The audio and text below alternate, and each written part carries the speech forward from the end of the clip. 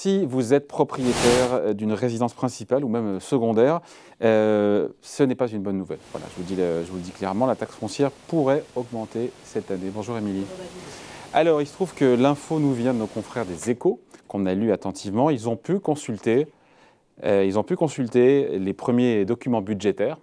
Et c'est assez intéressant parce que quand on regarde effectivement ce qui attend certains propriétaires, il est possible que dans certaines communes, les taux de la taxe foncière augmentent. Donc c'est une bonne nouvelle. Et le journal, en effet, David, a eu accès à des rapports d'orientation budgétaire, des budgets dits primitifs ou encore des délibérations, des documents qui pour l'instant n'ont rien d'officiel mais qui donnent quand même une tendance, David. Le levier fiscal risque bien d'être actionné par les mairies. Des mairies qui, on le rappelle, n'ont plus d'autres leviers fiscaux depuis la suppression de la taxe d'habitation. Ouais, et pourtant, Émilie, l'an dernier, les communes avaient plutôt eu la main légère. D'ailleurs, on a eu l'occasion d'en parler, je m'en rappelle. Eh bien oui, en 2021, effectivement, la taxe foncière n'avait augmenté en moyenne que de 0,3%. Donc c'était quasiment indolore, mais ça ne vous aura pas échappé. C'était quelques mois après les municipales. Donc forcément une période où il ne se passe quasiment rien.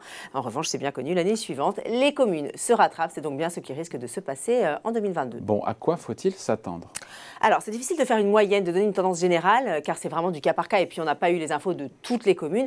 Mais si on cite par exemple un exemple assez emblématique, la ville d'Annecy, qui prévoit une augmentation de sa taxe foncière de 1,5%. Le maire écologiste fraîchement élu se justifie en disant qu'il n'avait pas le choix, que c'était, je cite, pour maintenir sa capacité d'investissement.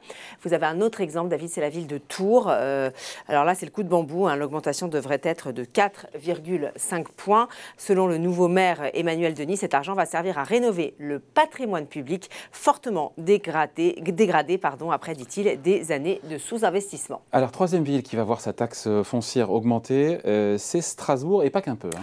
Alors, la taxe foncière à Strasbourg va passer de 1,15 à 4,60%. Si on regarde dans le détail, il faut compter un surcoût moyen de 64 € pour les particuliers, de 287 € pour les entreprises commerciales et quand même 1 800 € pour les entreprises industrielles. Évidemment, tout ça fait un petit peu mal au portefeuille, Émilie. Comment est-ce qu'elle se justifie, la mairie de Strasbourg, là-dessus là ? Alors, c'est toujours le même discours. Dès qu'il y a hausse de la fiscalité, il s'agit de faire face à la hausse des dépenses de fonctionnement qui sont estimées à 240 millions sur le mandat donc à Strasbourg. Et les contribuables, nous dit-on, devraient en ressentir les bénéfices avec une amélioration substantielle du niveau des services publics et de l'offre de mobilité. On peut citer par exemple le recrutement de nouveaux agents, la création de nouvelles lignes de tram ou de bus ou encore la gratuité des transports pour les moins de 18 ans. Pas sûr en tout cas que ça suffise à faire avaler la pilule de la hausse de la fiscalité. En tout cas, la mairie promet que ce sera la seule hausse du mandat. Bon, il y a un vrai sujet aussi pour les communes, c'est la flambée des prix de l'énergie. Eh bien oui, on le sait, l'augmentation des prix de l'électricité a fait exploser le budget de l'éclairage public et du coup, certaines villes sont tentées d'augmenter la taxe foncière. Alors, on parle de villes de moins de 100 000 habitants. Par exemple, la ville de La Garde dans le Var. Sa taxe va augmenter de 2,5%. On peut également citer Mouveau dans le Nord où la taxe va carrément grimper à plus 9%. Des villes qui ont par ailleurs prévu de réduire l'éclairage public la nuit, donc pour faire des économies. Bon, est-ce qu'il y a quand même des villes où la taxe foncière ne va pas augmenter ?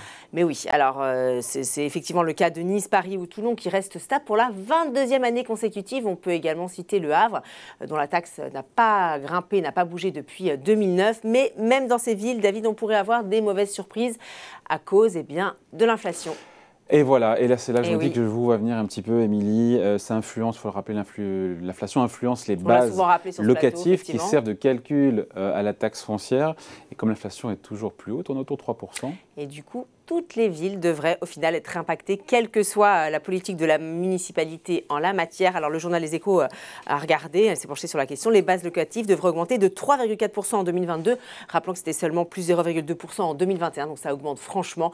Et ce n'est vraiment pas une bonne nouvelle pour le pouvoir d'achat des propriétaires. Voilà, heureux propriétaires, donc ces villes qui augmentent leur taxe foncière, qui devraient augmenter leur taxe foncière cette année. Merci Émilie. Merci, bon week-end.